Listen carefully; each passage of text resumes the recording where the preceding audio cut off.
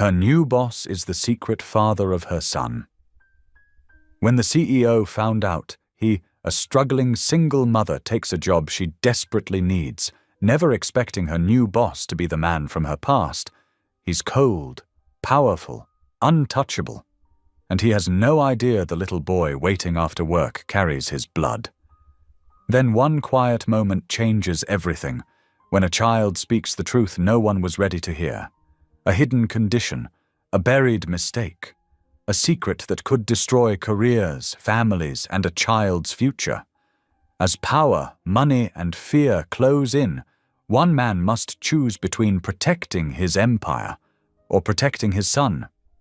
When the truth finally comes out, will love be strong enough to hold them together, or will it tear them all apart?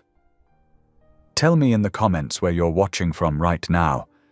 And if this story speaks to you, make sure you hit subscribe so you don't miss the next one. The gentle rays of dawn filtered through threadbare curtains, casting soft shadows across Rose Hart's small but tidy apartment. She moved quietly through her morning routine, her bare feet padding softly on the worn linoleum floor as she prepared breakfast. Her hands worked automatically to measure out the instant oatmeal, the affordable kind, not the fancy-flavored packets her son Noah loved, while her mind wandered to the stack of medical bills tucked away in her bedside drawer. "Lord, give me strength for this day," she whispered, a prayer as natural as breathing. The digital clock on the microwave blinked 5:45, its red numbers a reminder that every minute counted. Down the narrow hallway she could hear Noah stirring. Rose smiled, despite her worries. That boy had an internal clock that never failed. "Good morning, sunshine," she called out, keeping her voice steady and warm, masking the anxiety that had kept her up most of the night. "Mummy!" Noah's voice carried that special kind of morning cheerfulness that only 5-year-olds seemed to possess. He appeared in the kitchen doorway, his Batman pajamas slightly twisted, dark curls standing up in all directions. His brown eyes, so like her own, sparkled with excitement. Rose knelt down, opening her arms for their morning hug. Noah's small body felt fragile against hers, and she had to push away the familiar fear that came with his condition. The doctors had explained it all. The rare genetic disorder, the ongoing treatments, the uncertain prognosis. But in moments like these, with Noah's heart beating strong against her chest, Rose chose to focus on the present. "Ready for breakfast, baby?" she asked, running her fingers through his unruly hair. "We've got oatmeal today." Noah's nose wrinkled slightly, but he nodded bravely. "Can I have extra brown sugar?" "Just a little," Rose compromised, thinking of the quarter-full container in her cupboard. She'd have to make it last until her first paycheck from the new job. As they sat at their small kitchen table, Rose watched Noah carefully, spooning his breakfast. His movements were deliberate, focused, so different from other children his age. He'd learned early on to be careful with his body, to avoid the bruising that came so easily with his condition. "Are you excited about kindergarten today?" Rose asked, sipping her coffee slowly to make it last. Noah nodded, a bit of oatmeal clinging to his chin. "Miss Sarah said we're going to learn about butterflies this week." He paused, thoughtful. "Mummy, do butterflies get scared when they're changing?" The question caught Rose off guard, as Noah's insights often did. "I suppose they might," she answered carefully. "But God gives them exactly what they need to become beautiful and strong. Like how God gives us what we need." Noah's eyes were serious now. Rose swallowed hard, thinking of the new job she was starting today, executive assistant at Crow Enterprises. The salary would finally cover Noah's treatments, provide stability they'd never known. "That's right, baby. Exactly like that." After breakfast, Rose helped Noah dress in his carefully ironed school clothes, khaki pants, and a blue polo shirt that made his eyes shine. As she combed his hair, her mind drifted back 5 years to a night she'd never told anyone about. A charity gala where she'd been working as a server, a handsome man in an expensive suit, kind words that led to dinner. And then… Rose shook her head, pushing the memory away. That night had given her Noah, and she couldn't regret it, even with all the struggles that followed. But she'd made peace with raising him alone, had never tried to contact the man she'd known only as Charles. Her pride and her faith had carried her through the hardest times. All set, sweetheart? Rose checked Noah's backpack one last time.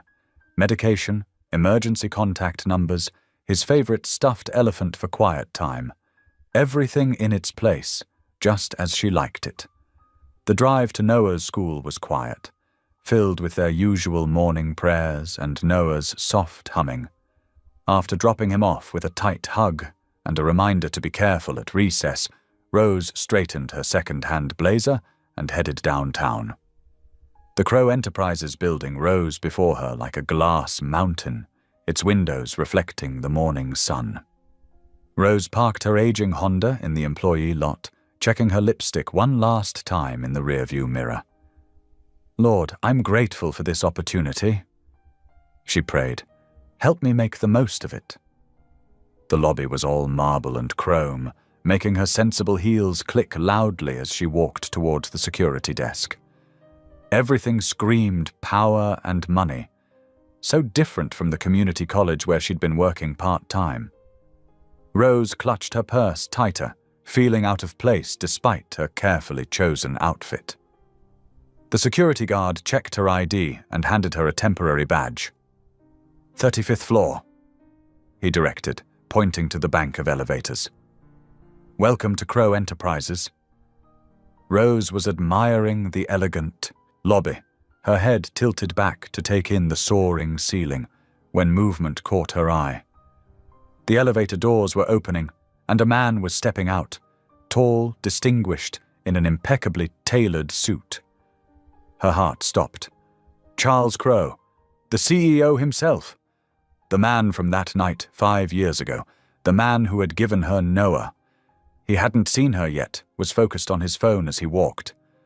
But Rose couldn't move, couldn't breathe. Because there, in the sharp angle of his jaw, the set of his shoulders, she saw echoes of her son. The son he didn't know existed. Rose's hand found the cross she always wore around her neck, her fingers closing around it like an anchor. This was her test, she realized. This was her butterfly moment, and she had no idea how she would survive the change that was coming. The distance between them was shrinking. 10 steps. 5. 3. Charles Crow looked up from his phone. The elevator ride to the 35th floor felt endless. Rose's heart hammered against her ribs as she stood beside Charles Crow, grateful that 3 other employees had crowded in after them. His cologne, still the same after all these years, filled the enclosed space, bringing back memories she'd tried so hard to suppress. Charles was absorbed in his phone, his fingers moving rapidly across the screen. He hadn't given her a second glance in the lobby, his eyes sliding past her as if she were just another face in the crowd. Rose wasn't sure if that made things better or worse. The elevator dinged, and everyone filed out onto the executive floor. Rose followed Charles's tall figure down the hallway, her new heels clicking against the polished floor. The office suite was impressive, all glass and steel, with sweeping views of the city skyline. Mr. Crow. A sharp-voiced woman intercepted them, tablet in hand. Your 8:15 is waiting in the conference room, and Tokyo needs an answer about the merger by noon. Thank you, Margaret. Charles's voice was exactly as Rose remembered, deep and measured, with just a hint of warmth. This is Ms. Hart, my new executive assistant. Please show her the ropes this morning. Margaret, a slim woman in her 50s with steel-grey hair, gave Rose an appraising look. Of course. Follow me, Ms. Hart. The next hour was a whirlwind of information. Margaret walked Rose through the computer systems, security protocols, and Charles's particular preferences. He takes his coffee black, 2 cups before 10 a.m. Never interrupt him when his office door is closed unless it's his son's school calling. All calls are screened, no exceptions. Rose absorbed everything, grateful for the distraction from her churning emotions. She'd known she'd be working closely with Charles, but the reality of it was overwhelming.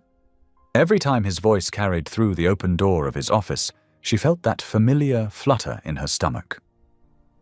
These are the files for the Thompson project. Margaret continued, pointing to a stack of folders. Mr. Crow needs the executive summary by 2 p.m. Think you can handle that? Rose straightened her shoulders. Absolutely. As the morning progressed, Rose settled into a rhythm. She reviewed contracts, scheduled meetings, and fielded calls with the efficiency that had earned her excellent references. Around 11:30, Charles emerged from his office. "Miss Hart," he said, and Rose forced herself to meet his eyes calmly. "How are you finding everything?" "Very well, thank you, Mr. Crow." Her voice remained steady, professional. "I've completed the Thompson summary and reorganized next week's calendar to accommodate the board meeting changes." Something flickered in his expression. Approval, perhaps. "Excellent. Margaret chose well." Throughout lunch, Rose met various staff members who stopped by her desk to introduce themselves. Sarah from accounting brought her a cookie from the break room. James from legal helped her navigate the company's complex filing system. Everyone seemed curious about the new assistant who'd landed the coveted position. By mid-afternoon, Rose had fallen into a comfortable routine. She'd almost managed to forget who Charles was, almost when he called her into his office. "Have a seat, Ms. Hart." He gestured to the chair across from his desk. The late afternoon sun streamed through the floor-to-ceiling windows, highlighting the silver at his temples. "I wanted to review the week's schedule with you." Rose sat carefully, her notepad ready. As Charles went through his commitments, she couldn't help noticing the family photo on his desk. A boy around 10 or 11, with Charles's strong jaw and serious expression. A half-brother Noah would never know. "One last thing," Charles said, checking his watch. "I have a dinner meeting tonight at 7. Could you stay late to prepare the briefing materials?" Rose's heart skipped. Noah's after-school program ended at 5:30. "Of course," she said, already reaching for her phone to text Mrs. Rodriguez next door, who often watched Noah in emergencies. "I'll have everything ready for you." The hours ticked by. Rose worked efficiently, pushing aside her worry about Noah. Mrs. Rodriguez had confirmed she could pick him up, but Noah wasn't comfortable with changes to his routine. Still, this job was too important to risk. They needed the health insurance, the stability. At 5:45, Rose's phone buzzed. A text from Mrs. Rodriguez. "Noah insisted on coming to your office. We're in the lobby." Panic fluttered in Rose's chest. She glanced at Charles's closed office door, then at the stack of documents she was still organizing. Making a quick decision, she called down to security and authorized them to send Noah and Mrs. Rodriguez up. Minutes later, the elevator doors opened. Noah stepped out, his backpack clutched to his chest, looking small and uncertain in the vast marble hallway. Mrs. Rodriguez squeezed his shoulder and promised to pick him up tomorrow if needed. "Come here, baby," Rose whispered, gathering Noah into her arms. "I'm sorry, but Mommy needs to work a little longer. Can you sit quietly and draw for a while?" Noah nodded solemnly. Rose settled him in the small seating area near her desk, providing him with his coloring books and his stuffed elephant. He began drawing with his usual careful concentration, his dark head bent over the page. Rose returned to her work, stealing glances at Noah every few minutes. The office was quiet except for the gentle scratch of Noah's crayons and the distant hum of the cleaning crew. She was so focused on finishing the briefing materials, that she didn't hear Charles's door open.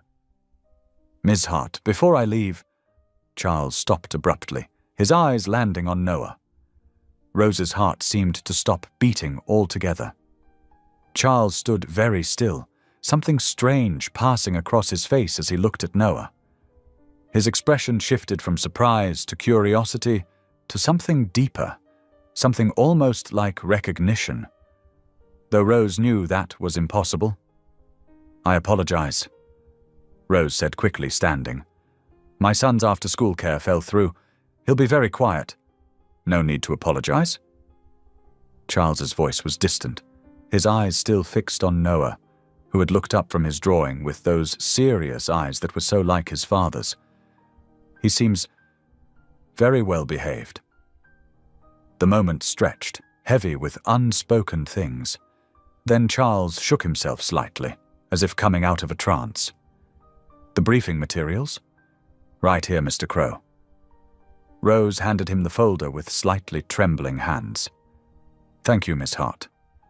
He nodded to her, then glanced once more at Noah before heading towards the elevator. Just before the doors closed, Rose saw him looking back at her son, that puzzled expression still on his face. Rose sank into her chair, her legs weak.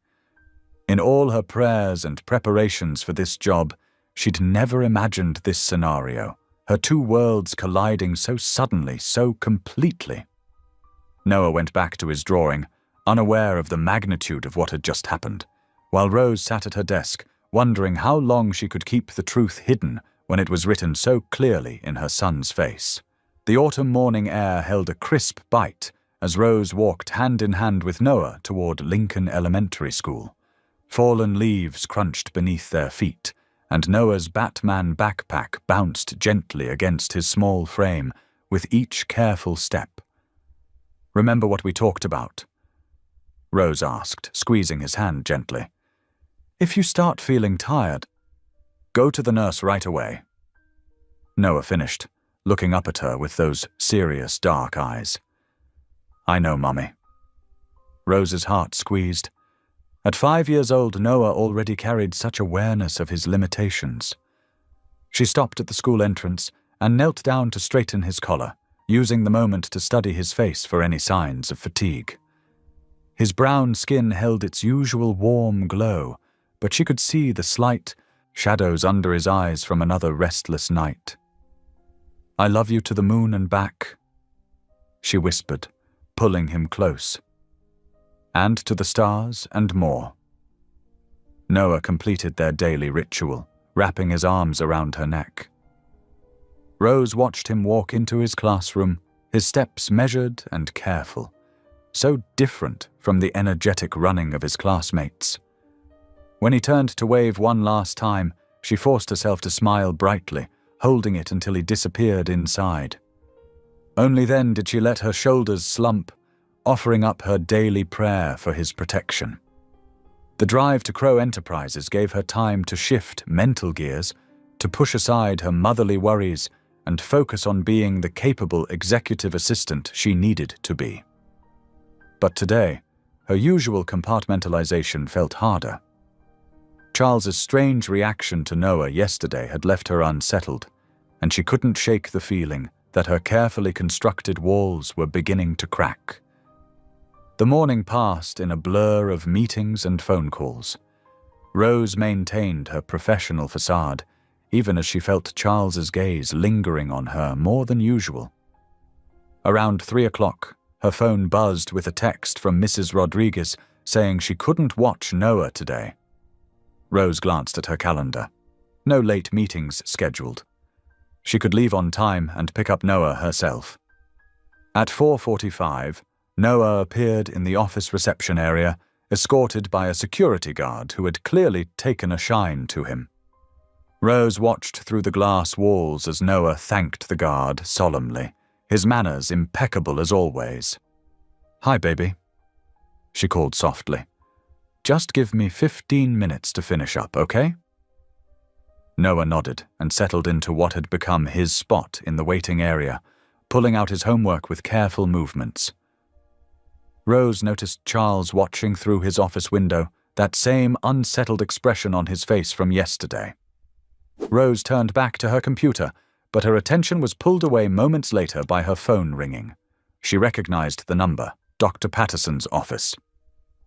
"Mrs. Hart, we're calling about Noah's latest test results and to schedule his next appointment." Rose glanced around. The office was nearly empty, and Charles appeared absorbed in his work. She kept her voice low. "How are his numbers looking?" "The genetic markers for his condition are showing some concerning patterns. Dr. Patterson wants to adjust his medication and see him next week instead of waiting for his monthly checkup." Rose's stomach clenched. "The same condition his She caught herself. "The same hereditary condition?" "Yes, the same rare genetic disorder. We need to monitor it more closely. The doctor can explain more at the appointment, but with hereditary autonomic dysfunction being so uncommon, we want to stay ahead of any changes." "Of course," Rose said, her voice barely above a whisper. "Whatever he needs." She scheduled the appointment, her hand shaking as she wrote it down. What she didn't notice was Charles standing in his doorway, frozen, his face pale. He'd come to ask her a question but stopped at the mention of the condition. His condition.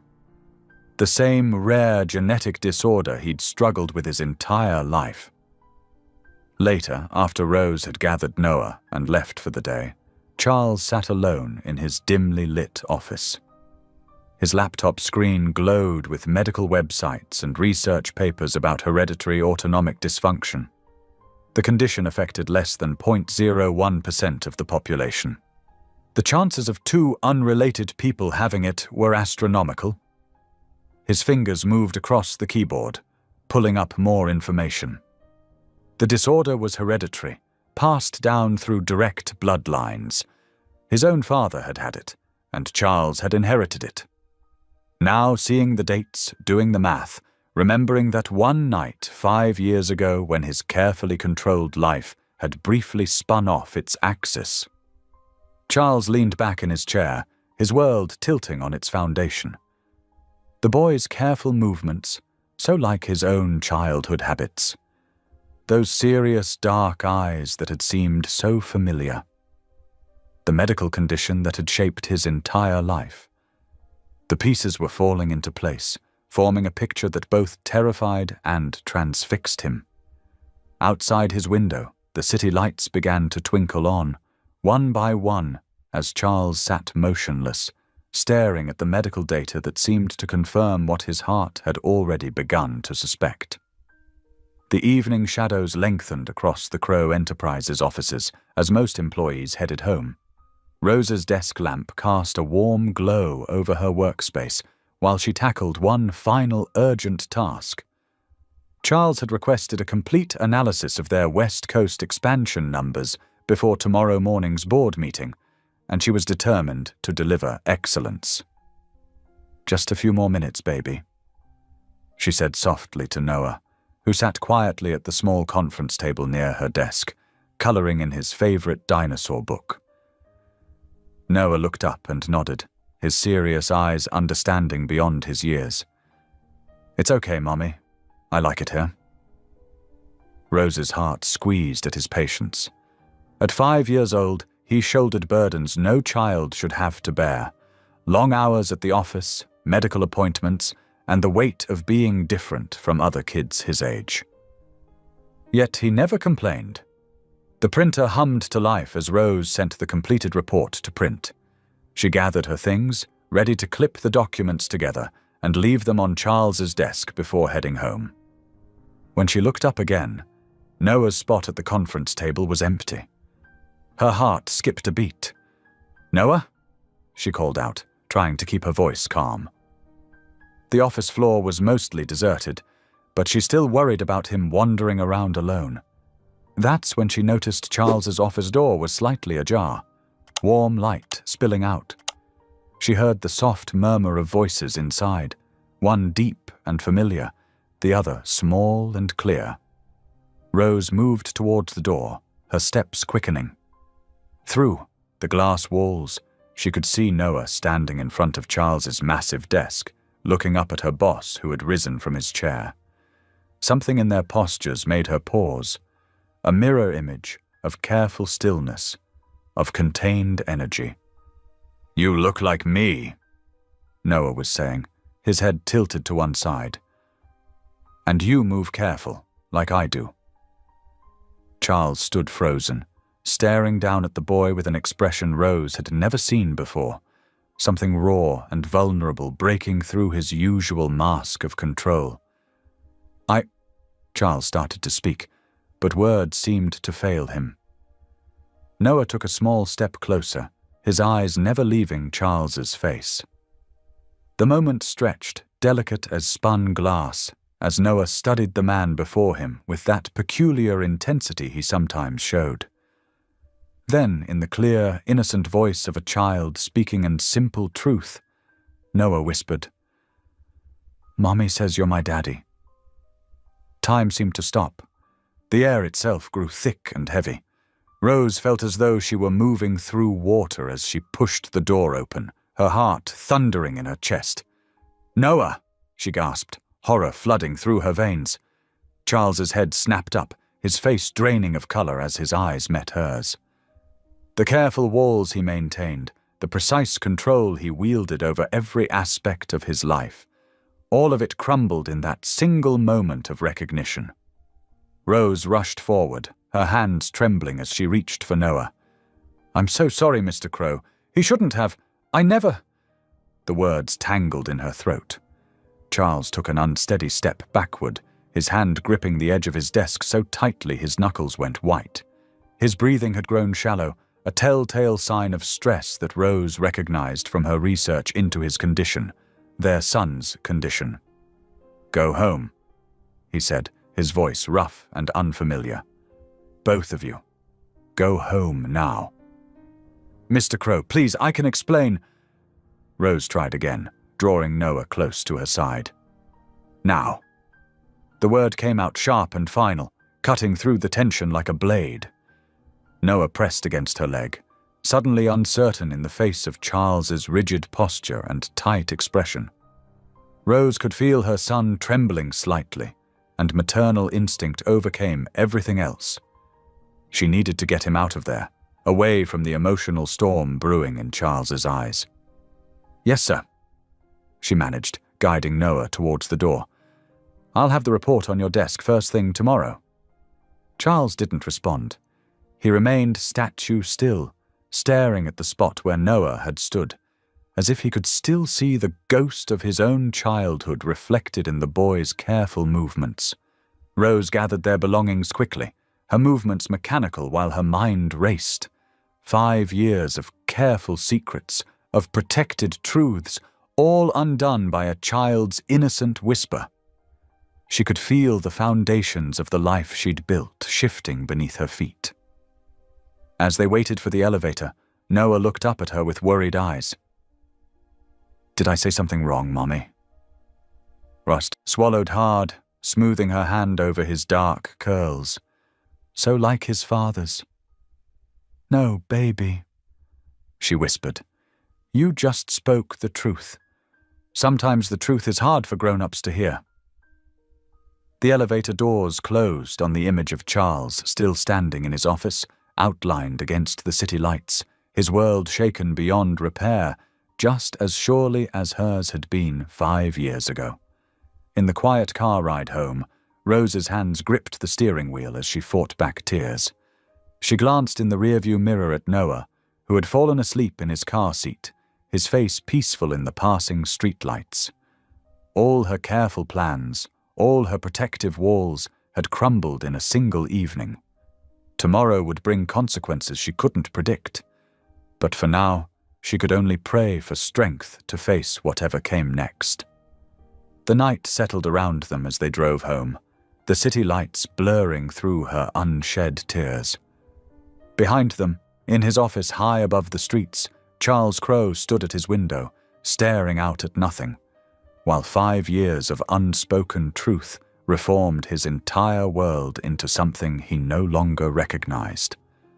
Rose's hands shook as she turned the key in the lock of her apartment door. Noah had fallen asleep in the car, and she carried his warm, heavy weight against her shoulder. The familiar scent of his shampoo mingled with the lingering trace of Charles's cologne that still clung to Noah's sweater from their brief encounter. The combination made her stomach clench. She laid Noah gently on his bed, carefully removing his shoes and tucking him in without waking him. In sleep, his face held that perfect innocence that always made her heart ache. Tonight, it brought fresh tears to her eyes. "I'm so sorry, baby," she whispered, smoothing his dark curls away from his forehead. "I thought I was protecting you." Moving to the living room, Rose sank onto her worn couch and buried her face in her hands.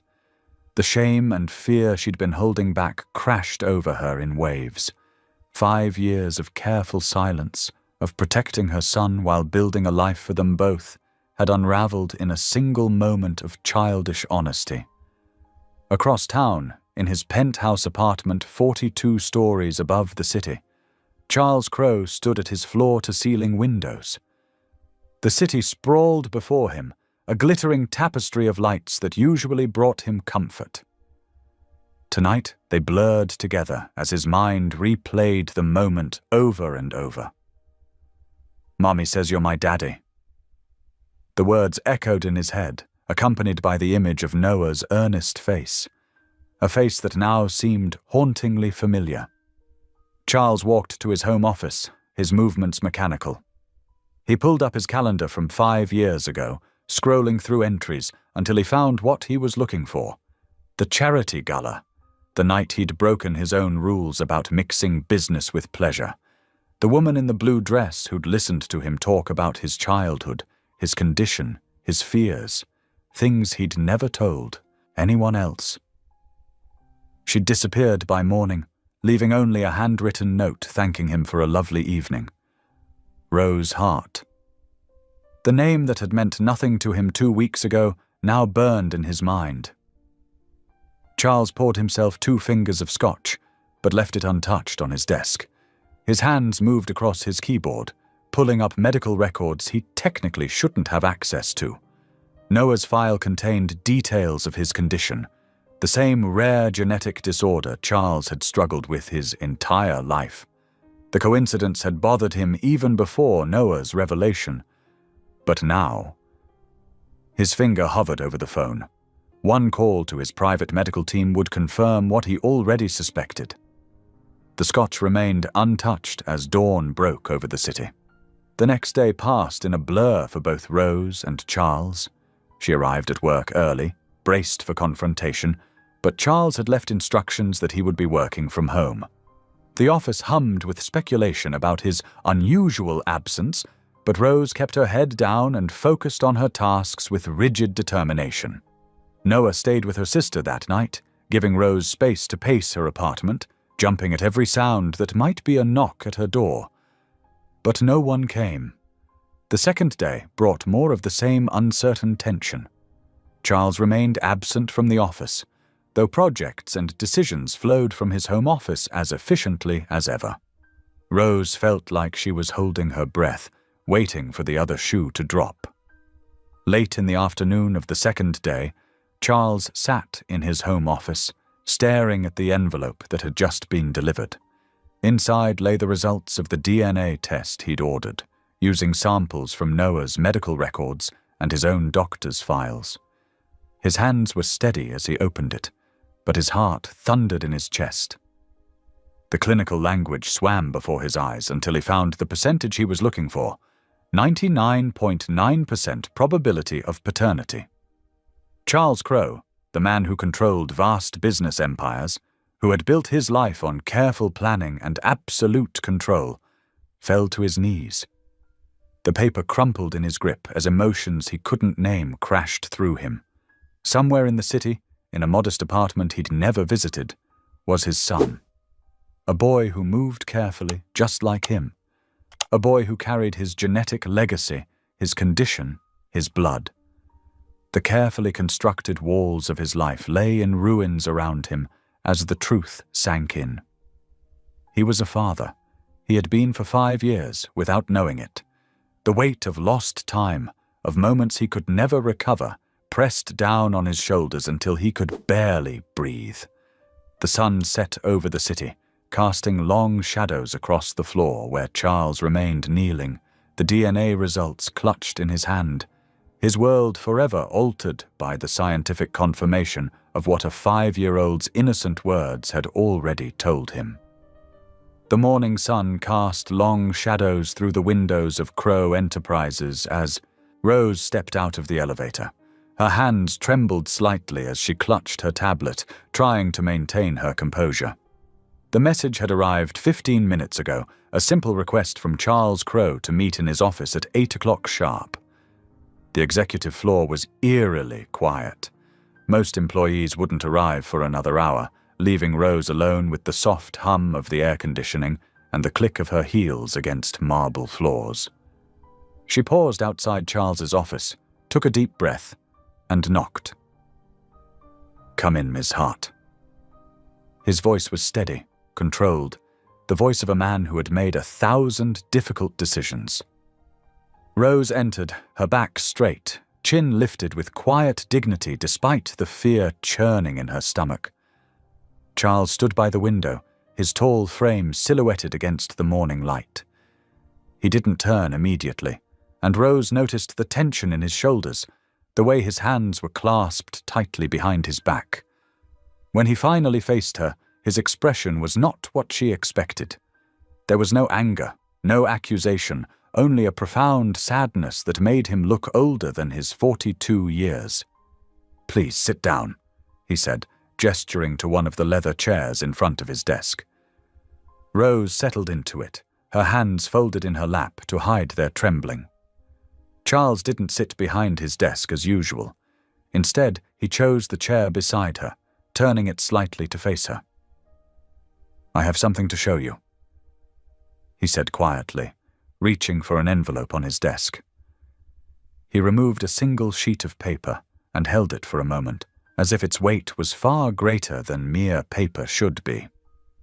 "Though I suspect you already know what this will confirm." Rose's throat tightened as she accepted the document. The medical letterhead was crisp and official, the language clinical and precise. But the numbers, 99.9%, struck her like a physical blow. She had known, of course. She had always known. But seeing it there in black and white made it impossibly real. "I'm not angry, Rose." Charles's voice was gentle, surprising them both. "I'm grieving. 5 years. 5 years I didn't know I had a son. 5 years of his life I can never get back." Rose's eyes filled with tears she refused to let fall. "I'm sorry," she whispered.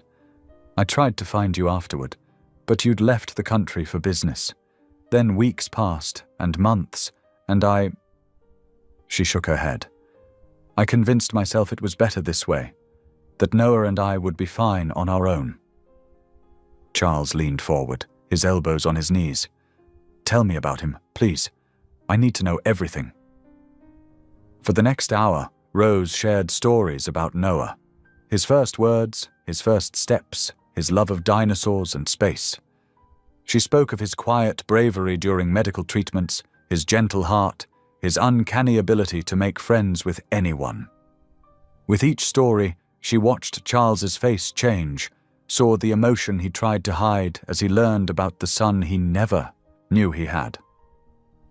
"He has your eyes," Rose said softly, "and your way of thinking things through so carefully. Sometimes he'll get this look on his face when he's concentrating, and it's exactly like yours." Charles stood abruptly, moving back to the window. When he spoke again, his voice was thick with emotion. "I want to make this right, Rose. I need to make this right. Not just for Noah, but for you as well. You've carried this burden alone for too long." He turned back to face her, his expression resolute. "I have a proposal. My penthouse has 6 bedrooms, more than enough space. I want you and Noah to move in." Rose started to protest, but Charles held up a hand. "Please, hear me out. This isn't just about convenience. It's about protection, yours and Noah's. Once this becomes public knowledge, and it will, the media attention will be relentless.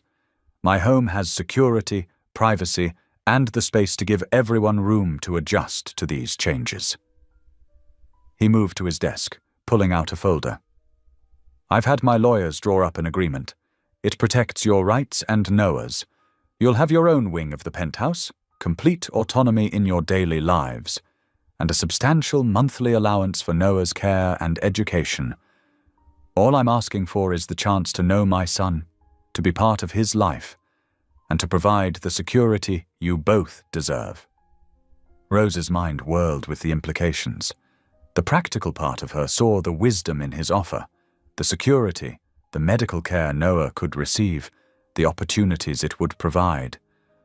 But her heart ached at the thought of leaving their small apartment, the home where every scratch on the wall held a memory. I need time to think about this, she said quietly. Charles nodded. Of course. Take the rest of the day. Go home, look over the agreement, but Rose... His voice softened. I want you to know that this isn't about control or power. It's about responsibility, and yes, about love. A love I didn't know I could feel until I heard those words from Noah's lips. Rose gathered her things and left the office in a daze, the legal documents heavy in her bag. The day passed in a blur as she moved through her apartment, touching familiar walls, looking at photos of Noah's childhood. By evening, she had read the agreement 3 times, each review confirming the fairness and generosity of Charles's offer. As darkness fell, Rose knelt beside her bed as she did every night. Her prayer was different this time, filled with questions and fears she'd never voiced before. Lord, she whispered, give me wisdom. Show me the right path, not just for me, but for Noah. Help me set aside my pride, my fear, my need for control. Help me see your hand in all of this. The silence that followed was heavy with possibility. Rose opened her eyes, looking at the photo of Noah on her nightstand, her beautiful, brave boy who deserved every opportunity life could offer. She thought of Charles's face when he spoke of wanting to know his son. The genuine pain in his eyes over the lost years. With trembling fingers, she reached for her phone and typed a simple message. We accept. Her thumb hovered over the send button as tears slipped down her cheeks. This wasn't the life she had planned, but perhaps it was the life Noah needed. With a quiet prayer for strength, she pressed send, knowing that with this simple action, their lives would never be the same. The morning sun cast long shadows across Rose's small apartment as she folded Noah's favorite dinosaur t-shirt and placed it carefully in a cardboard box. Her hands trembled slightly as she moved through the familiar motions of packing their life into containers labeled with neat black marker. Mummy, can I bring all my books? Noah called from his bedroom, his voice muffled by the stack of picture books he was trying to carry. Rose managed a smile, walking over to help him. Of course, sweetheart. Mr. Crow has plenty of room for your books. You mean Daddy? Noah asked innocently, dropping the books into an open box. The word hung in the air, making Rose's heart skip a beat. Yes, she said softly. Your Daddy. The doorbell chimed at exactly 9 o'clock. Charles stood in the hallway, looking somewhat out of place in his casual weekend clothes, dark jeans and a grey sweater that probably cost more than Rose's monthly rent. Good morning, he said formally. The movers are downstairs. I thought I might help with any last-minute packing. Noah peeked around Rose's legs, his eyes wide with curiosity. Charles shifted uncomfortably, clearly unsure how to interact with his newly discovered son. Hi, Noah said shyly. Want to see my rock collection? Before Charles could respond, Noah darted back to his room. Rose watched as Charles's shoulders relaxed slightly. He's been organizing those rocks for weeks, she explained. Each one has a special story. Charles nodded, his expression softening. I used to collect rocks as a child, he admitted quietly. They worked in careful coordination throughout the morning, professional movers efficiently boxing larger items while Rose handled their personal belongings. Charles moved between them, trying to be helpful while maintaining a respectful distance. His eyes often lingered on Noah's artwork on the walls or the height marks penciled near the kitchen door. By early afternoon, the apartment was nearly empty. Rose stood in Noah's room, running her hand along the baby blue walls she'd painted herself 5 years ago. Each scratch and scuff held a memory. Noah's first steps, his favorite reading corner, the spot where he'd accidentally drawn with permanent marker. Are you ready? Charles asked from the doorway, his voice gentle. Rose wiped away a tear she hadn't realized had fallen. Yes, I suppose we are. The drive to Charles's building was quiet. Noah pressed against the window of the luxury SUV, pointing out everything that caught his attention. Rose sat beside him, her purse clutched tightly in her lap, while Charles rode up front with his driver. The penthouse took up the entire top floor of one of the city's most prestigious buildings. As the elevator doors opened directly into the foyer, Rose felt her breath catch. The space was immaculate, all clean lines, gleaming surfaces, and floor-to-ceiling windows offering spectacular views of the city. Your wing is this way, Charles said, leading them down a hallway. There are 3 bedrooms, a sitting room, and a private bathroom. I had the designers create a space for Noah that I hope he'll like. Noah's room was a revelation. The walls were painted a soft blue, similar to his old room, but with glow-in-the-dark stars scattered across the ceiling. A reading nook filled one corner, complete with built-in bookshelves and a cozy window seat. A desk stood ready for homework and art projects, and there was plenty of floor space for playing. Wow! Noah breathed, running to press his face against the window. Mommy, look! We can see the whole world from here. Rose watched as Charles's expression softened, a hint of a smile playing at the corners of his mouth. Throughout the afternoon, they unpacked Noah's belongings, with Charles awkwardly trying to help while maintaining his distance. His uncertainty was evident in every interaction, his hands often hovering mid-gesture before pulling back. As evening approached, Rose prepared Noah for bed in their new bathroom, the routine familiar even in these strange surroundings. Noah wore his favorite rocket ship pajamas, his damp hair curling slightly at the ends after his bath. Can Daddy read me a story? Noah asked suddenly, his voice hopeful. Rose hesitated, glancing towards the doorway where Charles had been hovering uncertainly. You'll have to ask him, sweetheart. Noah padded out to where Charles stood, looking up at him with those matching eyes. Will you read me a story? Please. Charles looked startled, then nervous. Yes, if you'd like. They settled into Noah's new room, Noah climbing into bed while Charles perched stiffly on the edge, holding a picture book about a brave little train. His reading was halting at first, his corporate-trained voice struggling to find the right tone for a children's story. But as the pages turned, something changed. His voice grew softer, more natural. He began showing Noah the pictures, answering quiet questions about the train's adventure. Rose watched from the doorway as the stiffness in Charles's shoulders gradually eased. Noah's eyes grew heavy as the story progressed, his small body curling trustingly toward Charles. When the last page was turned, Charles carefully closed the book, but didn't move. He sat there, watching his son's peaceful face as sleep claimed him. Rose saw the moment it hit him, the full weight of what he'd missed, what he'd gained, what he now had to protect.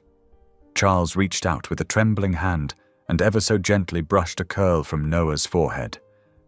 The soft lamplight, she could see the shimmer of tears in his eyes. He stood slowly, careful not to disturb the sleeping child. At the doorway, he paused beside Rose, his voice barely a whisper. "Thank you," he said, the words carrying the weight of everything he couldn't express. "For letting me be here for this." Rose nodded, unable to speak past the lump in her throat. They stood together for a moment longer, watching Noah sleep in his new room under his ceiling of stars, while the city lights twinkled beyond the windows like a sea of earth-bound stars. Morning sunlight streamed through the floor-to-ceiling windows of the penthouse kitchen, casting long golden rays across the pristine marble countertops. Rose stood at the stove, the familiar motion of flipping pancakes helping to settle her nerves in this unfamiliar space. Noah sat at the breakfast bar, swinging his legs as he carefully colored within the lines of his dinosaur coloring book. The soft ping of the elevator announced Charles's arrival from his morning workout. He paused in the kitchen doorway, his usual confident stride faltering slightly at the domestic scene before him. He was already dressed in one of his impeccable suits, but his expression held an uncertainty that his tailored armor couldn't hide. "Good morning," he said formally, then added with visible effort, "Something smells wonderful."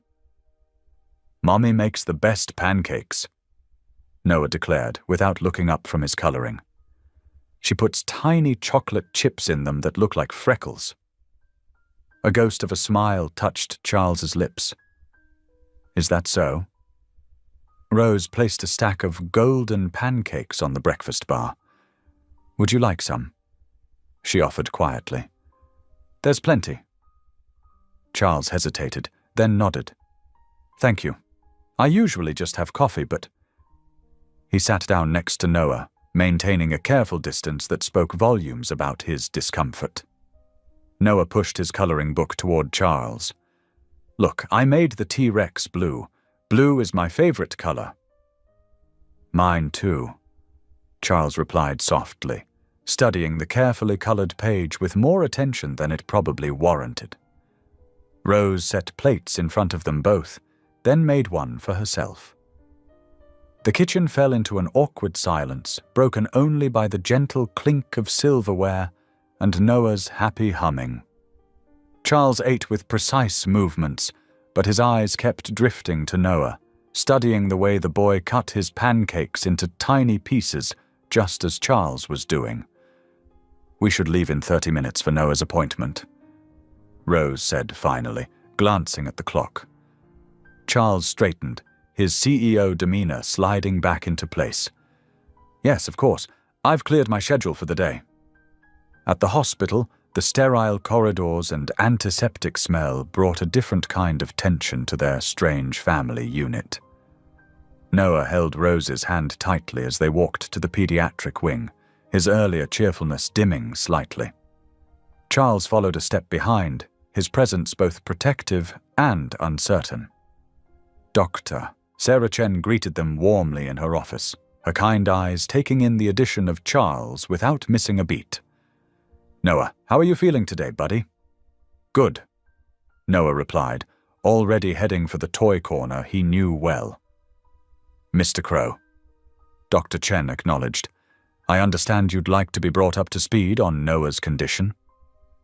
For the next hour, Dr. Chen detailed Noah's medical history, the genetic condition that affected his blood's ability to clot properly, the careful monitoring required, the precautions needed in daily life. Charles listened with intense focus, asking precise questions that revealed both his business acumen and his personal familiarity with the condition. "I had no idea," he murmured at one point, watching as Noah played quietly with blocks across the room. "All this time." Rose touched his arm gently, surprising them both. "You know now. That's what matters." The day continued with more appointments, blood work, physical therapy exercises, a consultation with the hematologist. Through it all, Charles watched and learned, his notebook filling with careful observations and questions. He saw how Rose knew every doctor by name, how she anticipated Noah's needs before he voiced them, how she carried this weight with such quiet grace. By evening, they were all exhausted. Noah fell asleep on the car ride home, his head resting against Charles's arm, where he sat between them in the back seat. Charles remained perfectly still, hardly daring to breathe, as if afraid to disturb this fragile moment of trust. Back at the penthouse, Rose carried Noah to bed, while Charles retreated to his home office, overwhelmed by the day's emotions. Later, as he walked past Noah's room on his way to bed, he heard Rose's voice speaking softly. "And Lord, please watch over Charles," she prayed, her voice carrying through the partially open door. "Help him find his way through this. Give him strength to open his heart and wisdom to know how to be the father Noah needs. And thank you, Lord, for bringing healing to this broken situation in your perfect timing." Charles stood frozen in the hallway, something shifting deep within his chest. The walls he'd built so carefully over the years, the ones that kept him safe, kept him in control, seemed to crack just slightly. In the privacy of the darkened hallway, he pressed a hand to his heart, feeling its unsteady rhythm beneath his palm. The simple, earnest prayer continued, asking for blessings not just for Noah, but for him, the man who had been absent for 5 years, who had given them nothing but uncertainty. Rose's voice held no bitterness, no resentment, only genuine hope and compassion. A single tear slid down Charles' cheek, surprising him. He couldn't remember the last time he'd cried. Quietly he retreated to his room, but the warmth of Rose's prayer followed him, wrapping around his heart like a gentle embrace, beginning to thaw something that had been frozen for far too long. That night, for the first time in years, Charles Crowe fell asleep, not to the cold comfort of spreadsheets and business plans, but to the soft echoes of a prayer offered on his behalf, and the remarkable feeling that perhaps he wasn't as alone as he'd always believed. The morning sun cast long shadows through the floor-to-ceiling windows of Crowe Enterprises as Charles reviewed quarterly reports. His thoughts kept drifting to Noah's smile at breakfast, how the boy had asked him to help pour milk on his cereal. Such a simple thing, yet it had made Charles's heart squeeze with unfamiliar emotion. A sharp knock interrupted his reverie. Margaret Crowe swept into his office without waiting for a response, her designer heels clicking against the polished floor. Her presence commanded attention, just as it had since their father had first brought her into the family business 20 years ago. "Charles," she said, settling into the chair across from his desk. "Care to explain why you've been cancelling board meetings and rescheduling investor calls?" He met his sister's calculating gaze. "I've had personal matters to attend to." "Personal matters?" Margaret's perfectly shaped eyebrow arched. "Since when do you have personal matters? And why is your new assistant bringing a child to the office?" Charles's jaw tightened. "Rose Hart is an excellent employee. Her childcare arrangements are none of our concern. Everything that happens in this building is our concern." Margaret leaned forward. "The board is getting nervous, Charles. This isn't like you. First, you disappear for entire afternoons. Then I hear rumors about you being seen at Metropolitan Children's Hospital. Now this woman and her son are practically living in your office." "The company's performance hasn't suffered," Charles said firmly. "Not yet." Margaret's voice carried a warning. "But perception matters. We have shareholders to consider." Before Charles could respond, his phone buzzed. Rose's name flashed on the screen. His heart jumped. She never called during meetings. "Excuse me," he said, answering immediately. "Rose?" "Charles." Her voice was tight with panic. "Noah's having a bleeding episode. His nose won't stop and he's getting dizzy. I'm calling an ambulance." Charles was on his feet instantly. "Where are you?" "The break room on 12. Please hurry." "I'm coming." He grabbed his jacket, barely registering Margaret's startled expression. "Cancel everything." he ordered, already striding towards the door. "Charles!" Margaret called after him. "We're not finished here." But he was already gone, taking the stairs 2 at a time rather than waiting for the elevator. He burst into the break room to find Rose cradling Noah, whose small face was frighteningly pale. Blood-soaked paper towels littered the floor around them. "The ambulance is 3 minutes out," Rose said, her voice steady despite the fear in her eyes. Noah's head lolled against her shoulder. "I'm cold, Mommy," he whispered. Charles shrugged off his jacket, wrapping it around Noah's shoulders. "Hold on, buddy. Help is coming." The next hours passed in a blur of sirens, emergency room chaos, and tense conversations with doctors. Charles paced the hospital corridor, while medical staff worked to stop the bleeding and stabilize Noah's blood pressure. Rose sat perfectly still in a hard plastic chair, her hands clasped in silent prayer. "Mr. Crow?" A nurse appeared. "You can see him now." Noah looked tiny in the hospital bed, tubes and monitors surrounding him. His normally cheerful face was drawn and pale, but his eyes brightened slightly when he saw them. "Daddy?" he whispered, reaching out a small hand. Charles's breath caught in his throat. It was the first time Noah had called him that. He moved forward automatically, taking Noah's hand in his own. "I'm here," he said hoarsely. "I'm right here." Rose touched his arm gently. "Why don't you sit with him while I speak to the doctor?" Charles nodded, lowering himself into the chair beside Noah's bed.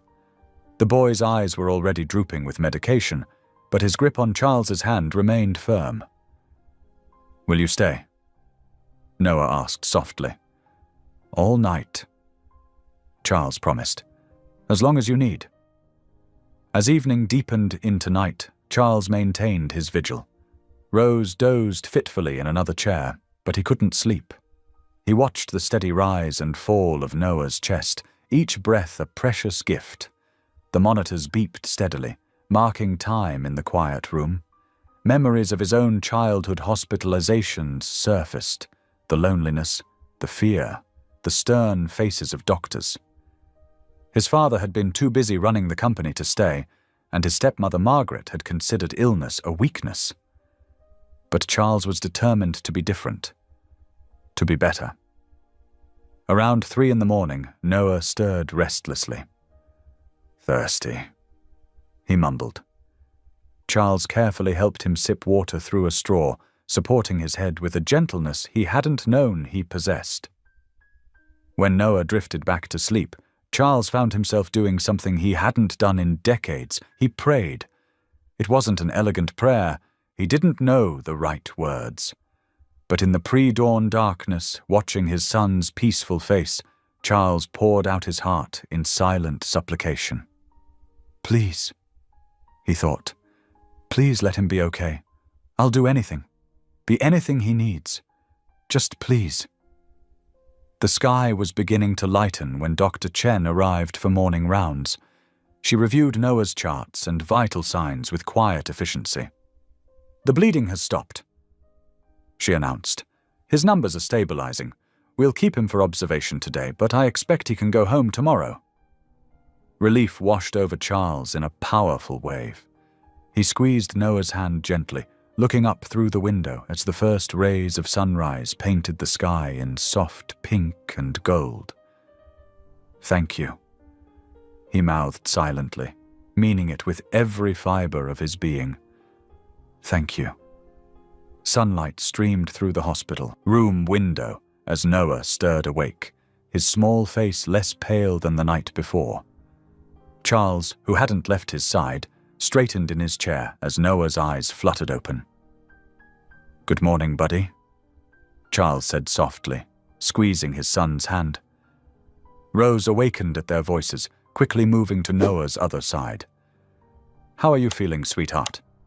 "Better," Noah said, managing a weak smile. "Can I have breakfast?"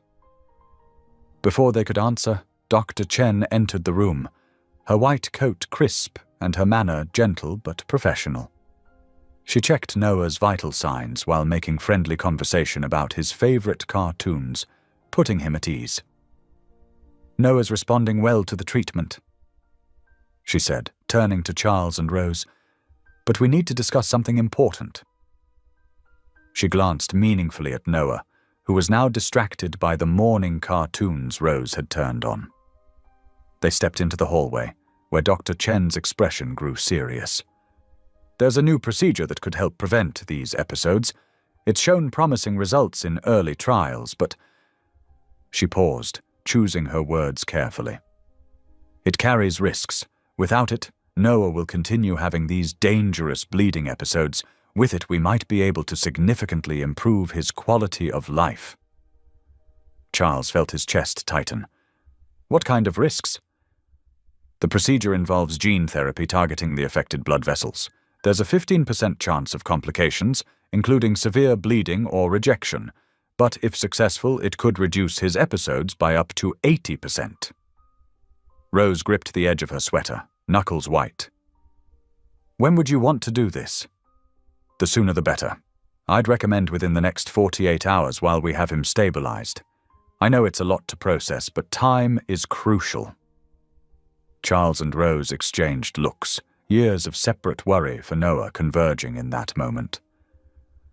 "We need to discuss this," Rose said quietly. "Of course," Dr. Chen replied. "I'll have the complete information packet brought to you. Take some time to think it over." Back in Noah's room, they found him dozing again, the morning cartoons playing softly in the background. Charles pulled Rose aside by the window. "What are you thinking?" he asked.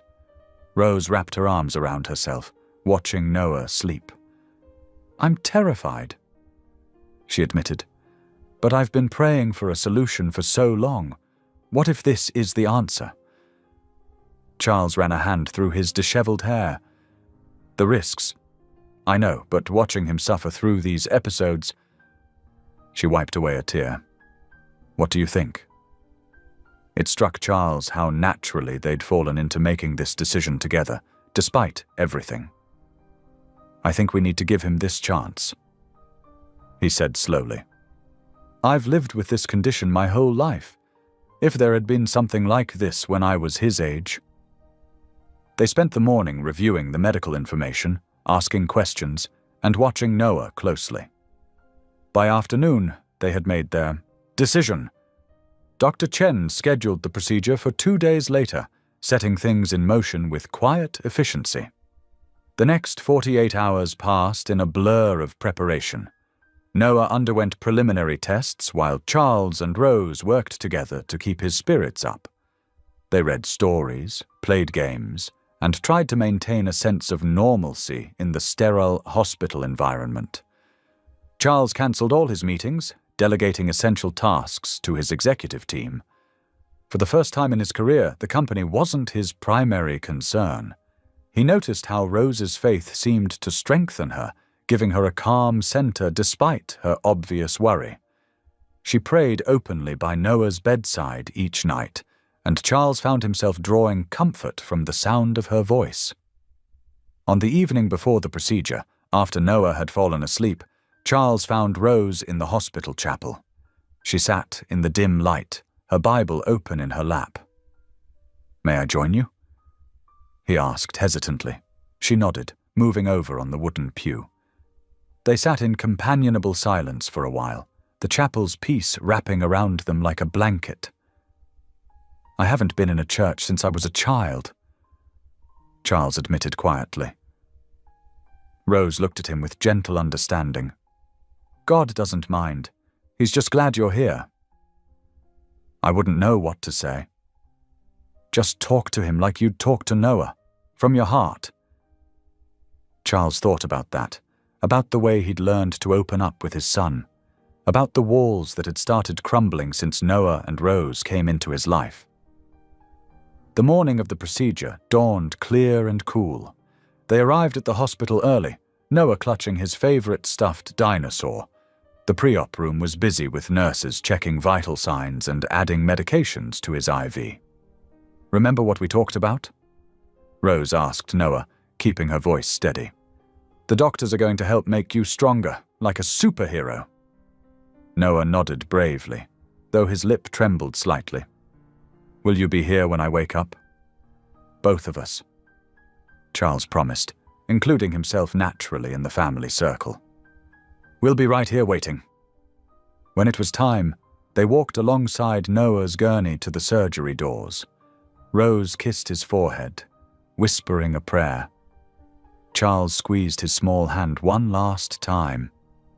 As they watched the doors close behind their son, Rose reached for Charles's hand. He took it, drawing strength from her touch. Together, they moved to the waiting area, settling in for the long hours ahead. Charles felt something building in his chest, fear, hope, and something else he couldn't name. Without conscious thought, he found himself speaking. "God," he said quietly, his voice rough with emotion. "I know I haven't talked to you in a long time, but please watch over my son. Guide the doctor's hands, bring him back to us safely." His voice broke on the last words.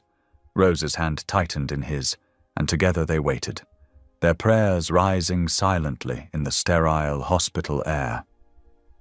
Through the windows, the morning sun continued its slow climb into the sky, marking the beginning of what would be the longest day of their lives. After 6 grueling hours in the waiting room, Dr. Chen finally emerged through the double doors, still wearing his surgical cap. Charles and Rose stood immediately, hands clasped tightly together. The procedure was successful, Dr. Chen announced with a warm smile. "Noah did beautifully. We were able to complete the entire correction without any complications." Rose's knees buckled slightly, and Charles steadied her with an arm around her shoulders. Tears streamed down her face as relief flooded through her. "Thank you, God," she whispered. "Thank you, thank you." Charles found himself fighting back his own tears. "When can we see him?" "He's in recovery now. Give us about 30 minutes to get him settled in his room, and then you can go in. He'll be groggy from the anesthesia, but he should wake up periodically throughout the evening." The next hour passed in a blur of updates from nurses and quiet thanksgiving. When they finally entered Noah's room, the sight of their small son surrounded by monitors and tubes made them both pause. But his color was good, and his breathing was steady and strong. Rose went immediately to his bedside, gently stroking his hair back from his forehead. Charles stood at the foot of the bed, overwhelmed by the depth of his feelings for this child he'd known for such a short time. Throughout that night, they took turns sitting with Noah as he drifted in and out of consciousness. Each time he opened his eyes, both parents were there, offering soft words of comfort and reassurance. By morning, Noah was more alert, asking for water and complaining that his throat hurt.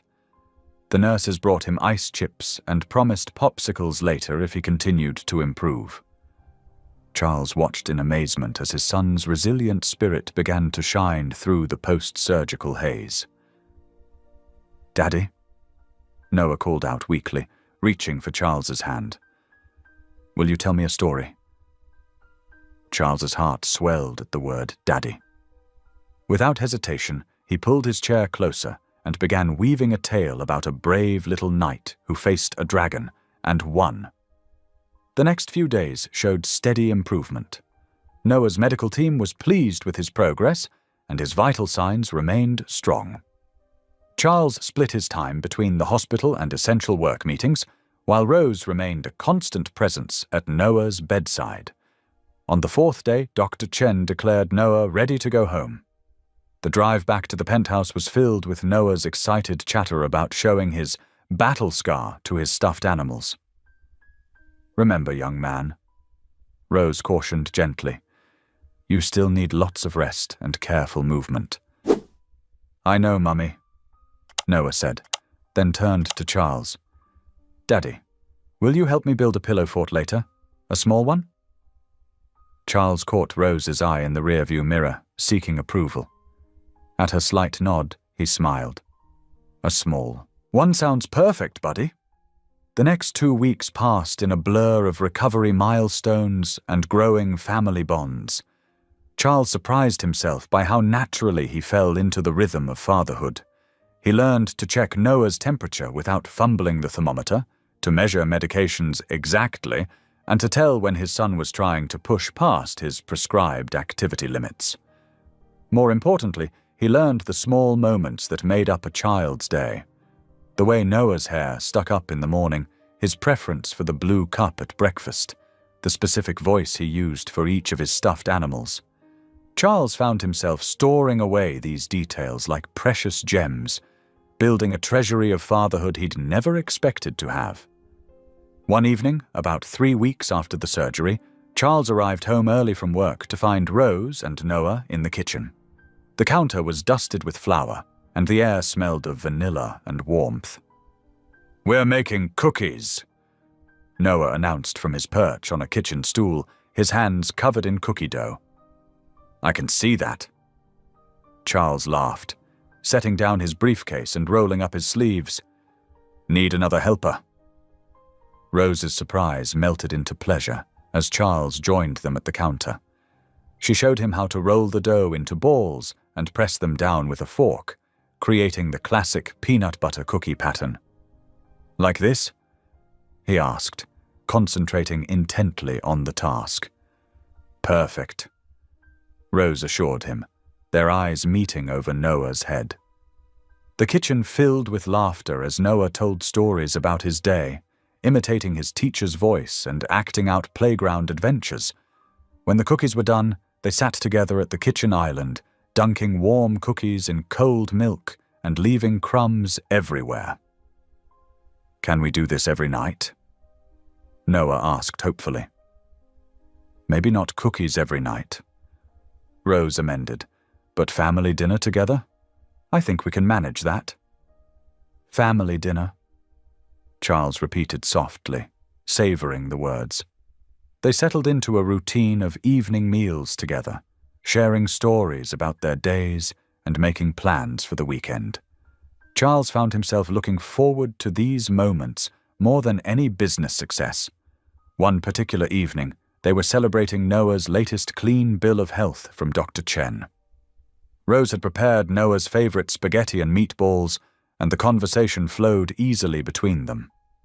Noah was demonstrating how he'd learned to twirl pasta on his fork, his face a picture of concentration. "Look, Daddy, no hands!" he proclaimed proudly, managing to get most of the spaghetti into his mouth. "Very impressive," Charles praised, dabbing sauce from Noah's chin with a napkin. The gesture felt so natural now, so right. Rose watched them with shining eyes, her own meal temporarily forgotten. The sound of their laughter echoed through the penthouse, creating a warmth that no designer could have planned. None of them noticed the figure standing in the shadows of the building across the street. Margaret Crowe lowered her binoculars, her perfectly manicured nails tapping thoughtfully against the leather case. Her keen eyes had missed nothing. Not the domestic scene playing out in the penthouse windows, not the easy familiarity between Charles and the boy, and certainly not the way her nephew seemed to have created a family without consulting her. The corner of her mouth turned down as she watched them share a bowl of ice cream for dessert, their heads bent together in conspiracy and joy. This would require careful handling. Very careful handling indeed. Inside the penthouse, blissfully unaware of the watching eyes, Charles helped Noah clean chocolate ice cream from his face, while Rose began clearing the dishes. Their laughter continued to fill the space, transforming the once sterile penthouse into something warm and alive. A home. The morning sun cast long shadows across Margaret Crowe's mahogany desk as she studied the DNA test results in her hands.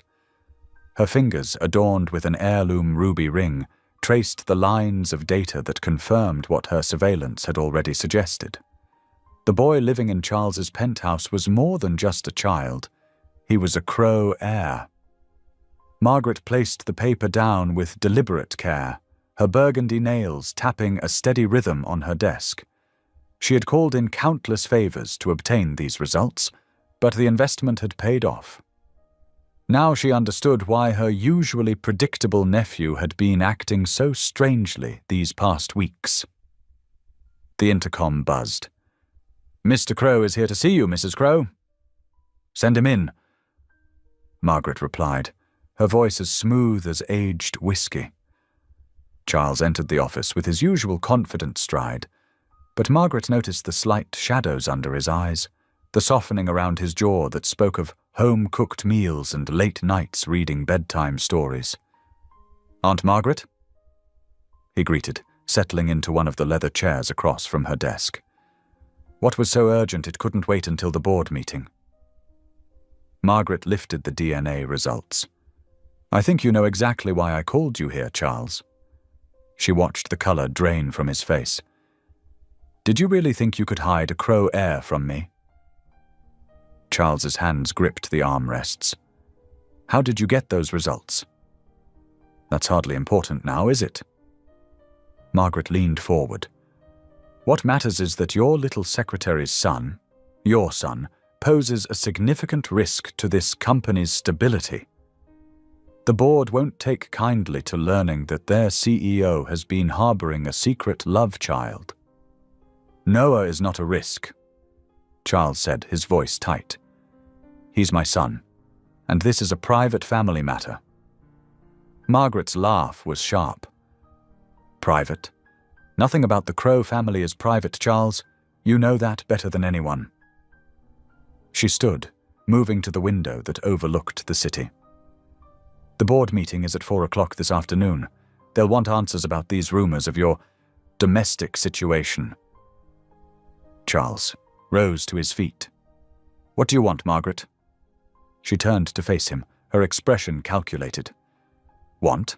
I want what's best for this company. What's best for the Crow name. Send them away, Charles. Give the girl enough money to keep her quiet, and let's put this unfortunate situation behind us." "No." The word came out like a gunshot. "Then I'll have no choice but to inform the board myself." Margaret's voice hardened. "Think carefully about what you're risking here. Everything your father built, everything you've worked for, all of it could crumble because of one indiscretion." Charles's jaw clenched. "I'll handle the board meeting myself." "You have until 4 o'clock to make the right decision," Margaret called after him as he strode out of her office. The hours crawled by like years. Charles paced his office, making calls, cancelling meetings, trying to find a way through this maze that wouldn't hurt his newfound family. By 3:30, his desk was covered in legal documents and crisis management strategies. The board meeting itself was brutal.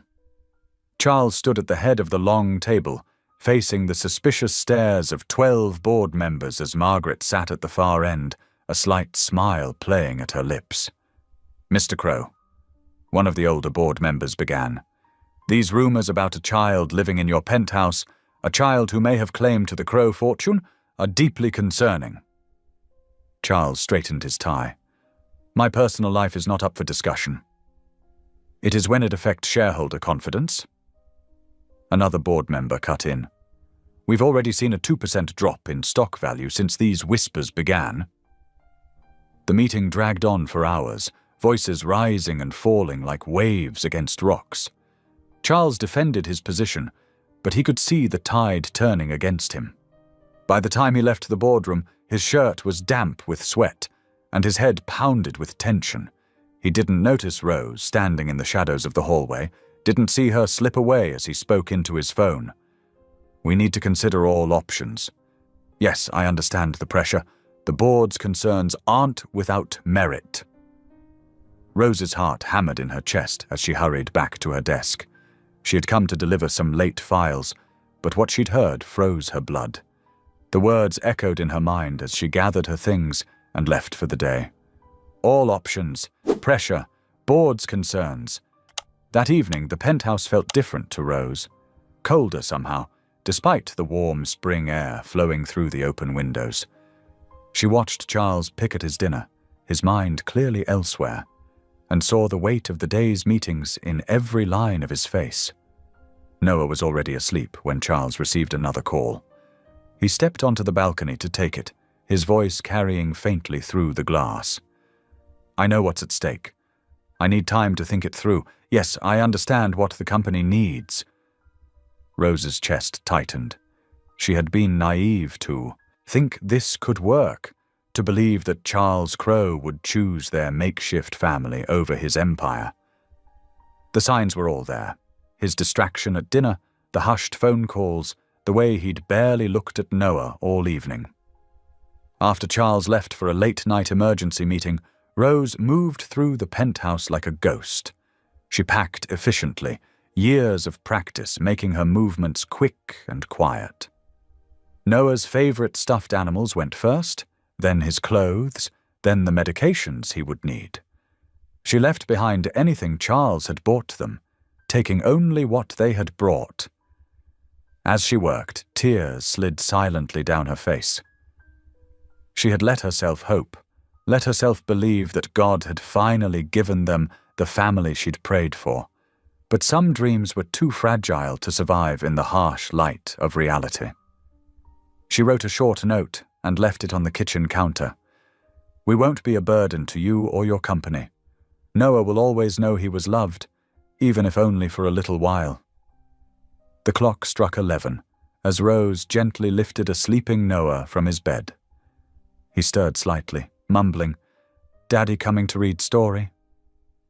"Not tonight, baby," Rose whispered, her voice breaking. "We need to go on a little trip." She took one last look at the penthouse, at the pillow fort still standing in the corner of the living room, at the refrigerator covered in Noah's drawings, at the family photos Charles had insisted on displaying. Then she turned away, closing the door softly behind her. The night air was cool as Rose carried Noah to the waiting taxi, her bag slung over her shoulder. The city lights blurred through her tears as they pulled away from the building, leaving behind the dream of what could have been. The morning sun streamed through the penthouse windows, casting long shadows across empty rooms. Charles loosened his tie as he stepped out of the elevator, his mind still churning with strategies from an early morning meeting. "Rose," he called out, expecting to hear the usual sounds of breakfast preparation or Noah's cheerful chatter. Silence answered. Something felt wrong. The air held a stillness that made his skin prickle. "Noah?" His voice echoed off the marble floors as he moved through the space, his footsteps quickening. The kitchen was untouched, no signs of breakfast. Noah's favorite cereal box wasn't on the counter. Charles's heart began to race as he noticed the folded paper propped against the coffee maker. His hands trembled as he read Rose's note. The words blurred before his eyes. "We won't be a burden to you or your company. Noah will always know he was loved, even if only for a little while." "No," he whispered, the paper crumpling in his fist. He rushed to Noah's room, throwing open the door. The bed was made, but the drawers hung open, empty. The stuffed giraffe Noah couldn't sleep without was gone. In Rose's room, the closet gaped bare except for the designer clothes he'd bought her, clothes she'd never wanted. Charles sank onto Rose's bed, his legs no longer able to hold him. The weight of what he'd lost crashed over him like a wave. He'd done it again, chosen power over love, just as his own father had. The realization made him physically ill. His phone buzzed. Another message from Margaret about the emergency board meeting scheduled for 2 o'clock. He hurled the phone across the room, watching it bounce off the wall. What good was an empire if it cost him his son? What good was power if it left him alone? Memories flooded his mind. Noah's small hand in his as they walked through the park. The way his son's eyes lit up when Charles read bedtime stories. The sound of his laughter echoing through these now empty rooms. He remembered Rose's quiet strength, her unwavering faith, the way she'd begun to trust him despite everything. "Dear God," he whispered, surprising himself with the prayer. "I've made such a mess of things." His phone buzzed again from where it had landed. Charles retrieved it, seeing multiple missed calls from his assistant.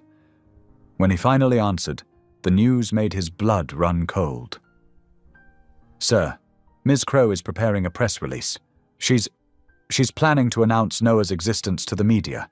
She's framing it as a transparency initiative, claiming the board has a responsibility to shareholders." Charles didn't hear the rest. Margaret was going to use his son, his 5-year-old boy who needed protection and privacy, as a corporate pawn. She would expose Noah to the media circus, subject him to public scrutiny, all to force Charles's hand. Something shifted inside him, like tectonic plates realigning. The choice he'd been struggling with suddenly became crystal clear. For too long, he'd tried to protect both his corporate kingdom and his newfound family. But Noah deserved better than a father who put profit margins before love. Charles stood, straightening his suit jacket. "Cancel the press release," he ordered his assistant, "and call an immediate board meeting. Everyone, now." "But sir, the 2 o'clock meeting." "Now," Charles repeated, his voice hard as steel. "And get me everything we have on Margaret's dealings for the past 5 years. Everything."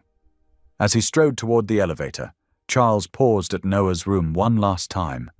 A single crayon drawing remained taped to the wall, 3 stick figures holding hands with "My family" written in wobbly letters across the top. Charles gently took it down, folded it, and placed it in his breast pocket, right over his heart. The ride down to the office felt different this time. Each floor that passed strengthened his resolve. He thought of his own childhood, growing up in the shadow of a corporate titan who had no time for baseball games or bedtime stories. He thought of Rose's quiet dignity and unwavering moral compass. Most of all, he thought of Noah, sweet, brave Noah, who had opened his heart with nothing more than a whispered truth and a trusting smile. By the time the elevator doors opened onto the executive floor, Charles Crow was a changed man. The board members were already gathering, their faces showing mixture of confusion and annoyance at the sudden summons. Margaret sat in her usual place, her perfectly manicured nails tapping impatiently on the mahogany table. Charles walked past them all without a word, taking his place at the head of the table. He placed his hands flat on its polished surface and looked each board member in the eye. The room fell silent. "Before we begin," he said, his voice steady and clear, "I want to make something perfectly clear. My son is not a bargaining chip. He's not a PR strategy. And he's certainly not a weapon to be used against me." Margaret's smile faltered as Charles met her gaze directly. "And anyone who thinks otherwise," he continued, "is about to learn exactly what I'm willing to fight for." The boardroom air felt thick with tension as Charles stood before the 12 members of Crow Enterprises' board of directors. Afternoon sunlight streamed through the floor-to-ceiling windows, casting long shadows across the mahogany table. He could feel their eyes on him, some curious, others hostile, all waiting. "5 years ago," Charles began, his voice steady despite his racing heart, "I made a choice that changed lives. Today I'm making another one." He pulled out a stack of folders and began passing them around the table. "But first, let's discuss what's really going on here." Margaret's perfectly composed face tightened as she opened her folder. Inside were detailed records of questionable transactions, backdated contracts, and evidence of systematic corruption that Charles's team had uncovered in the past 24 hours. These documents show years of misappropriated funds, manipulated contracts, and personal enrichment at the company's expense. Charles's words cut through the shocked silence. "Margaret, would you care to explain why your private account in the Cayman Islands received regular deposits, matching the exact amounts of our consulting fees to shell companies?" The color drained from Margaret's face. Other board members began flipping through their folders more urgently, whispers breaking out around the table. "This is ridiculous!" Margaret snapped, but her voice wavered. "You're trying to deflect from your own scandal. Your illegitimate child—" "My son," Charles interrupted, his tone sharp enough to silence the room. "His name is Noah Hart. He's 5 years old. He loves dinosaurs, drawing pictures, and asking questions about everything he sees. He's kind, brave, and far more important than any business empire." Charles pulled Noah's crayon drawing from his pocket, unfolding it carefully. "I've spent my entire life building this company, believing power was the only thing that mattered. I was wrong." He placed the drawing on the table, those simple stick figures speaking volumes. "Noah taught me that love isn't a weakness. It's the greatest strength we have." The board members shifted uncomfortably in their seats, unused to such naked emotion from their typically stoic CEO. Charles continued, his voice growing stronger. "I'm not here to negotiate or defend myself. I'm here to tell you that effective immediately, I'm stepping down as CEO of Crow Enterprises." Gasps filled the room. "I've already contacted the SEC about the irregularities in our books. A full investigation will begin tomorrow." Margaret shot to her feet. "You can't do this! You'll destroy everything!" "No, Margaret, you did that yourself." Charles's calm response carried more weight than any shout. "I'm choosing my family, something I should have done from the beginning." He gathered his things, leaving the drawing on the table. "The authorities will be here within the hour. I suggest you all cooperate fully." His eyes swept the room one final time. "I built this company on innovation and integrity. Somewhere along the way we lost sight of what matters. I'm sorry for my part in that." Without another word, Charles walked out of the boardroom, leaving chaos in his wake. He could hear raised voices and accusations flying as the door closed behind him, but none of it mattered anymore. His heart was racing with a different purpose now. As he rode the elevator down to the lobby, Charles called every contact he had, trying to locate Rose and Noah.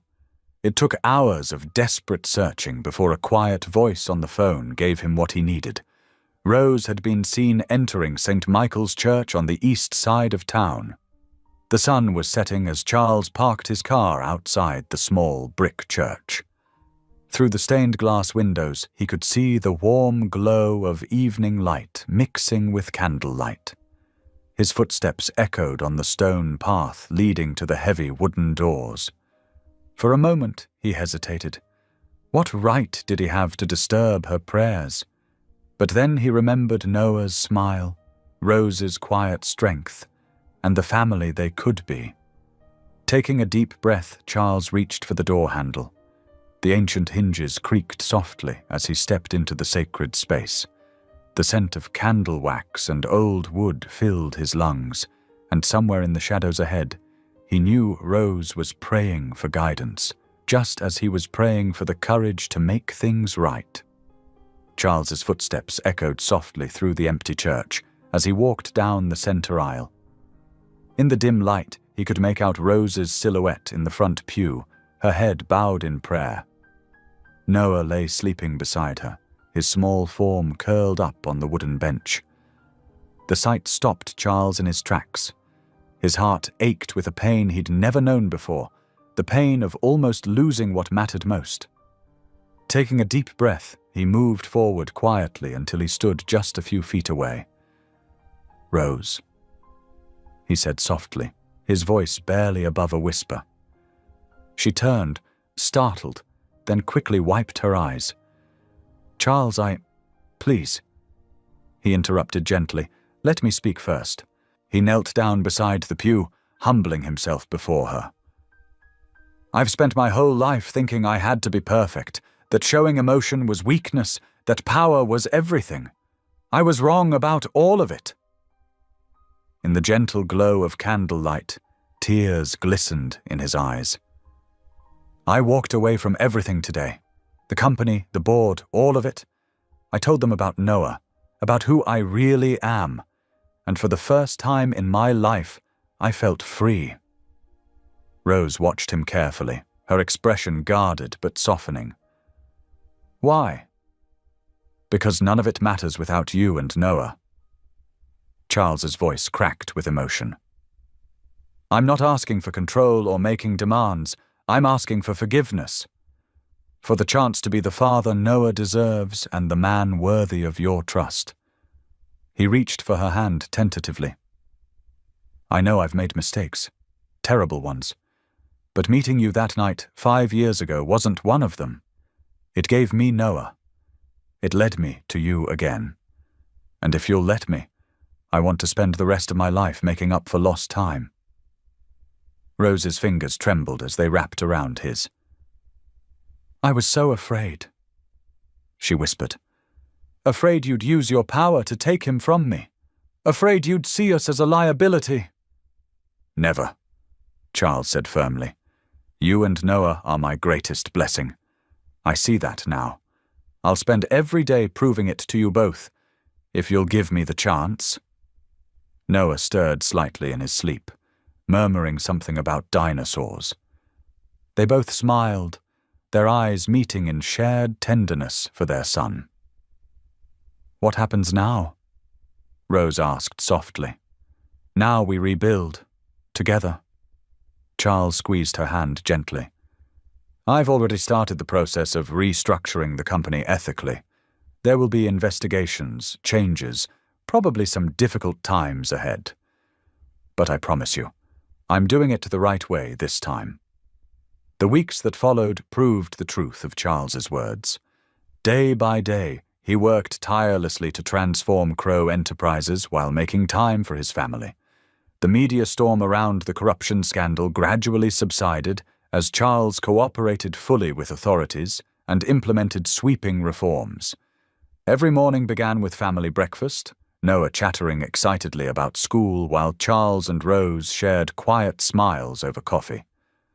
In the evenings, Charles would read bedtime stories, no longer awkward but fully embracing the joy of fatherhood. He never missed a doctor's appointment, school event, or family dinner.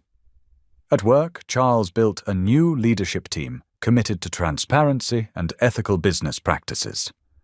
He reduced his own salary, established a foundation for children with rare medical conditions, and created family-friendly workplace policies.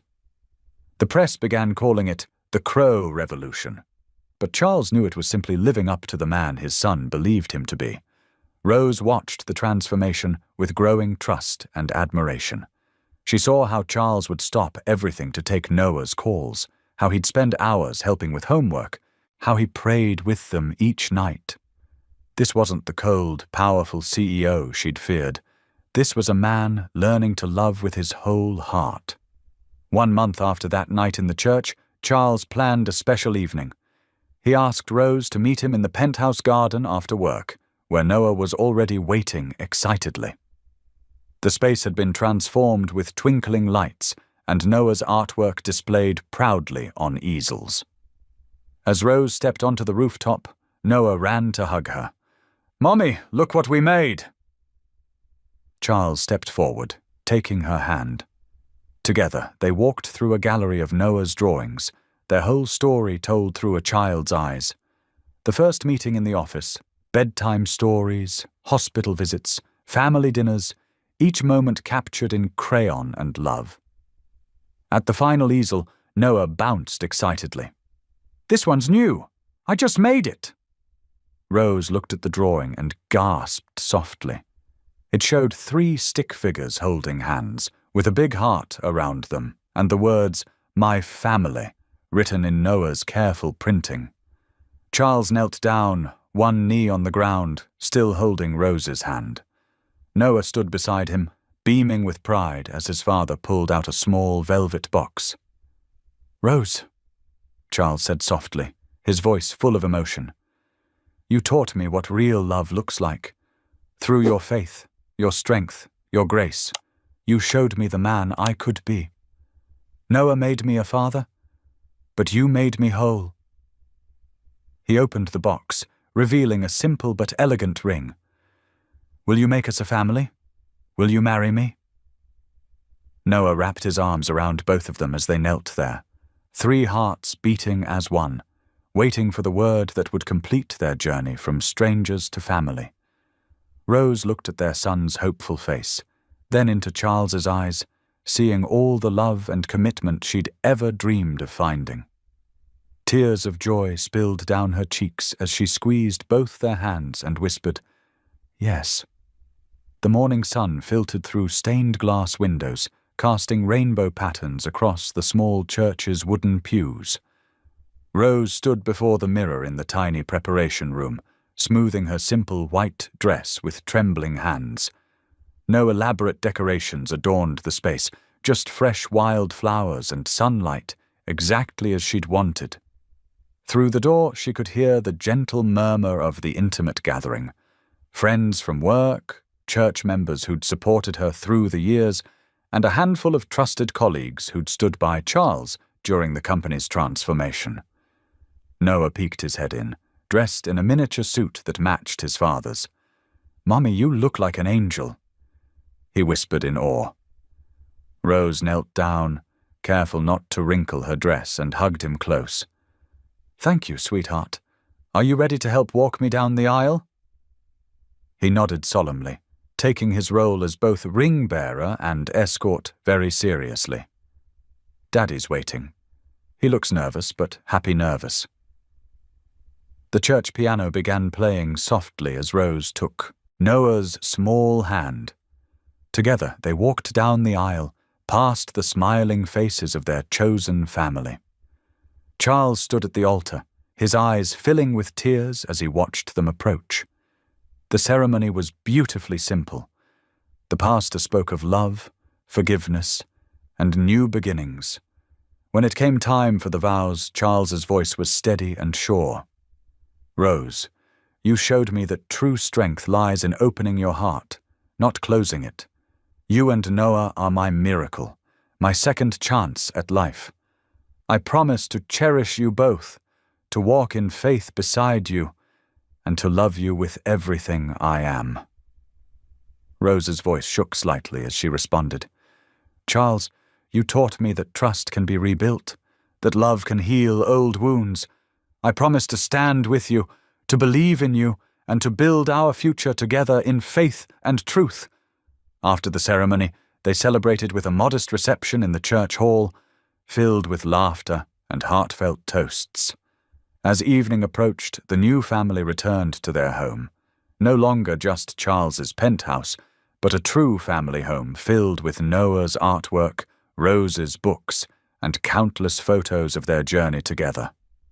That night, as stars appeared over the city, Charles sat on the edge of Noah's bed with a Bible in his hands.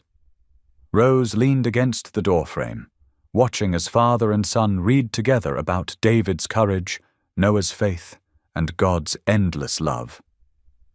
"Just like God gave David a new heart," Charles explained softly. "He gave me one too, through you and Mummy." Noah snuggled deeper under his covers, sleepy but content. "I always knew you had a good heart, Daddy. You just needed help finding it again." "Thank you for being here. If something in this story stayed with you, I'd love to see you again.